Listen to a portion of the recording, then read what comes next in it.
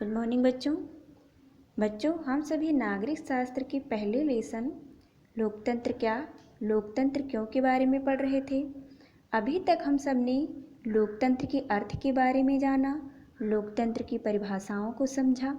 आज हम जानेंगे लोकतंत्र के गुण और लोकतंत्र के दोष, क्योंकि लोकतंत्र में बहुत सारे गुण होते हैं और कुछ दोष भी होते हैं। तो सबसे पहले हम लोकतंत्र की गुण पर चर्चा करेंगे।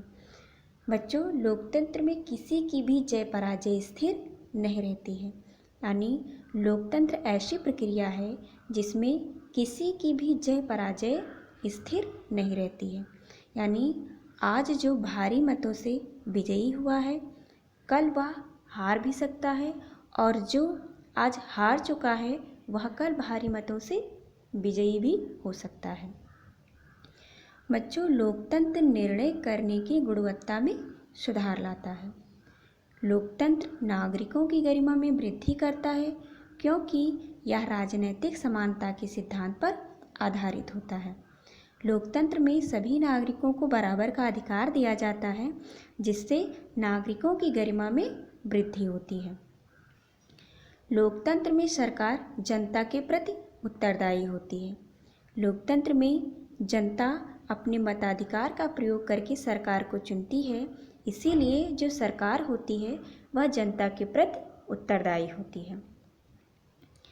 अब हम जानेंगे लोकतंत्र के दोष के बारे में। बच्चों, चुनाव में असामाजिक तत्वों की भूमिका बढ़ जाती है, जिससे निष्पक्ष लोकतंत्र के अस्तित्व का खतरा उत्पन्न हो जाता है। यानी लोकतंत्र में चुनाव की प्रक्रिया में जो राजनीतिक दल होते हैं वे चुनाव जीतने के लिए बहुत सारे हथकंडे अपनाते हैं, जिससे निष्पक्ष लोकतंत्र के अस्तित्व का खतरा उत्पन्न हो जाता है। चुनाव के दौरान मत खरीदे एवं बेचे जाते हैं तथा मतदान केंद्रों पर कब्जा कर लिया जाता है। यानी चुनाव के दौरान क्या होता है, मत खरीदे एवं बेचे जाते हैं तथा मतदान केंद्रों पर कब्जा कर लिया जाता है। बच्चों, हम मतदान केंद्र पर कब्जा समझ लेते हैं कि यह प्रक्रिया क्या है। किसी उम्मीदवार अथवा दल के समर्थकों अथवा भाड़े के अपराधियों द्वारा मतदान केंद्रों पर कब्जा कर लिया जाता है। यानी किसी उम्मीदवार या दल के समर्थक या फिर भाड़े के अपराधियों द्वारा मतदान केंद्रों पर कब्जा कर लिया जाता है, यानी उस पर अपना अधिकार कर लिया जाता है तथा असली मतदाताओं को मतदान केंद्रों पर आने से रोक लिया जाता है और खुद ही अधिकतर वोट डाल दिए जाते हैं। इसे मतदान केंद्र पर कब्जा कहते हैं। फिर बच्चों, जातिवाद एवं संप्रदायवाद भारतीय लोकतंत्र के सम्मुख उपस्थित एक गंभीर समस्या है। यानी आज भी जातिवाद एवं संप्रदायवाद भारतीय लोकतंत्र के सामने एक गंभीर समस्या बनी हुई है। जातिवाद एवं संप्रदायवाद के कारण बहुत सारे लोग सही नेता का चुनाव नहीं कर पाते हैं, क्योंकि वह जातिवाद एवं संप्रदायवाद के चक्कर में पड़ जाते हैं। बच्चों, भारत में बहुत बड़ी संख्या में अजागरूक एवं अनपढ़ लोग हैं। इस कारण वे अपने अधिकारों में कर्तव्यों का महत्व नहीं समझ पाते हैं, और यह भी एक लोकतंत्र का दोष है। बच्चों, अब हम जानेंगे लोकतंत्र की विशेषताओं के बारे में कि लोकतंत्र की क्या क्या विशेषताएं होती हैं। बच्चों, प्रजातंत्र में राजतंत्र जैसे अनेक दोष होने के बावजूद उसमें अनेक विशेषताएं भी हैं, जिससे यह राजतंत्र की अपेक्षा बहुत अच्छी व्यवस्था है। इसमें निम्न विशेषताएं होती हैं। जनता के व्यक्तित्व का निर्माण करने वाली शासन प्रणाली, यानी लोकतंत्र क्या है, जनता के व्यक्तित्व का निर्माण करने वाली शासन प्रणाली।